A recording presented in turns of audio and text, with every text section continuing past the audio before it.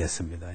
1974년이라면 유신 통치가 1972년에 됐는데 이미 모든 국민들의 눈과 귀를 막으려고 하던 지성의 풍토에서 그 눈과 귀를 열게 해주는 역할을 전화시대 논리가 한 겁니다. 전화시대라는 말 자체가 이미 세계사 전체가 그런 억압의 시대는 지냈고 민주화 시대가 되어서 올바른 좌우 해석을, 올바른 자본주의와 사회주의에 대한 평가, 그리고 우리 민족이 나아갈 길은 뭐라는 것을 일깨울 수 있는 글 자체라는 뜻에서 그게 전환시대라는 거거든. 전환시대에는 그 우상의 시대가 아니고 논리의 시대여야 된다는, 그래서 전환시대의 논리 아닙니까? 당대에 가장 앞서가는 지식인이라 해도 과언은 아니죠. 그분의 전환시대의 논리는 우리 젊은 지식인들 또 청년 학생들에게는 교과서나 마찬가지였어요. 정말 새롭게 우리의 눈을 열게 했고 또 이 세상의 밝은 미래를 위해서 몸을 던져도 좋다라는 그런 각오를 하게 만드는 그런 책이었습니다. 당시만 해도 이렇게 그런 어떤 냉전 체제 하에서의 어떤 흑백 논리와 어떤 레드 콤플렉스가 전 사회를 지배하고 있었던 상황이었는데, 어떤 그런 속에서 그런 어떤 냉전 체제 하에 어떤 흑백 논리에 갇혀 있던 우리의 어떤 그런 갇힌 의식을 이렇게 그야말로 충격을 주는 어떤 책이었습니다. 글을 쓰는 나의 유일한 목적은 진실을 추구하는 오직 그것에서 시작하고 그것에서 그친다. 아마 우상과 이성이라는 제목의 이영희 선생의 어떤 정신과 논리 또는 사상적인 것이 집약되어 있다고 생각이 돼요. 그러니까 선생님은 우상과 이성 머리말에서도 그렇게 말씀을 하셨는데, 한 지식인의 사명이라 그럴까, 한 지식인이 해야 할 일들을 우상에 도전하는 이성의 행위라고 이렇게 머리말에서 밝히고 있는데, 이제 그 민주주의라는 것은 이성을 의미하고, 반민주주의 권력은 이제 우상이라고 얘기할 수 있을 것 같아요.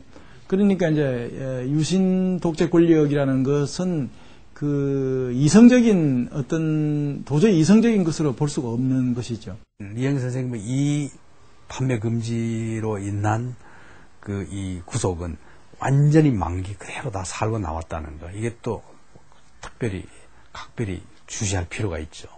그만큼 그 당시 권력으로서는 이영희 선생이 벅찬 그런 대상이었다고 볼 수 있습니다. 그러나 책은 아무리 검색을 해서 걷어들여도 뒤로 다 읽었습니다. 여전히 많이 팔렸습니다.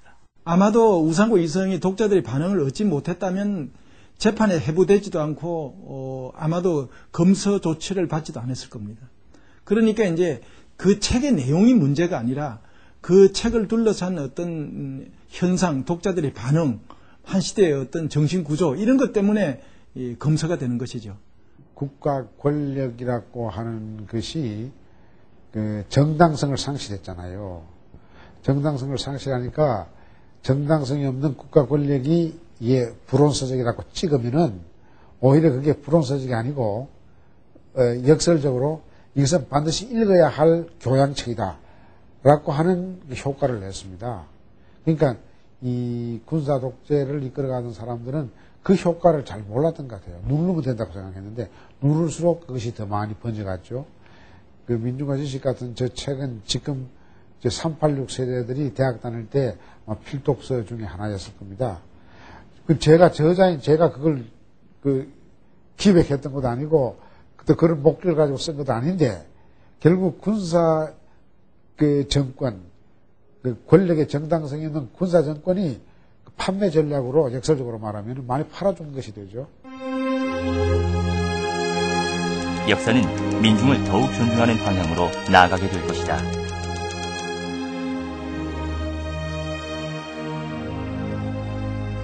한한상 선생님 같은 분은 70년대, 60년대 말부터 이 소위 말하는 그 민중사회학이라는 것을 이제 주창하셨고, 특히 이제 70년대 들어서서 유신 독재 시대, 그러니까 72년부터 79년까지는 이제 박정희 독재 기간 중에서도 유신 독재 시대라고 이제 나눌 수 있는데, 그 유신 독재 치하에서 많은 고통을 당했죠. 그래서 그 직접적인 고통이라기보다는 그 당시만 해도 사회학을 무슨 민중사회학이니, 뭐 이런 말을, 그 말 자체가, 민중이라는 말 자체가 불온시되던 시대였습니다. 민중과 지식은 이게 사실 다르지 않습니까? 그죠? 다른데, 이 민중과 지식을 혼연일체해서 힘을 합쳐서 민주화를 추진하게 하고, 평화를 추진하게 하고, 인권운동을 하게끔 한 계기를 마련하게 된 것이죠. 저는 그런 의지를 가지고 썼지만은 설마 그렇게 쉽게 되겠나 생각했는데, 그 책이 검수가 되고 탄압을 받으면, 그 책을 읽는 사람이 탄압을 받음으로써 역설적으로 민중과 지식이 결합되는 그런 그 사건이 생겼죠.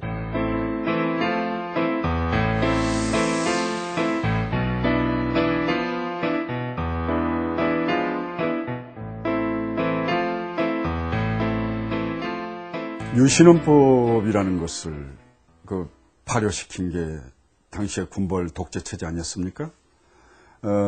그것은 영구 집권을 위한 조치죠. 거기에 국민들이 저항할 수밖에 없는 거 아니겠습니까? 더욱이 지식인, 문학인, 청년학생, 이런 입장에서는 거기에 맞서지 않을 수 없는 거 아니겠습니까? 그러니까 당시의 군벌 정치 집단은 더욱 거센 억압과 또 탄압을 했죠. 그런 과정에 이 나라는 정말 한겨울과 같은, 제대로 국민들이 숨쉬고 말할 수도 없는 그런 상황이 되었죠. 그래서 저는 그 당시를, 또 우리가 살던 그 현재를 겨울공화국이라고 은유한 겁니다. 그 당시로서는 너무나 적절한 표현이죠. 겨울공화국. 거기 보면은 우리나라는 더 이상 뭐 금수강산, 비단결 같은 그 나라가 아니다라든가, 보면은 우리가 보통 삼천리 금수강산 하는데 그게 아니다라는, 그 말하자면 정치로 하여금 완전히 땅을, 모든 국민들의 마음을 얼어붙게 만들었다, 뭐 이렇게 하는 것이 그 겨울공화국 기본 취지가 되는 것이고, 그것은 그 시인 양성우가 고등학교 교사로 있으면서 그 교육 현장에도 국민교육 현장이라는 게 있지 않습니까? 일본의 흉내를 낸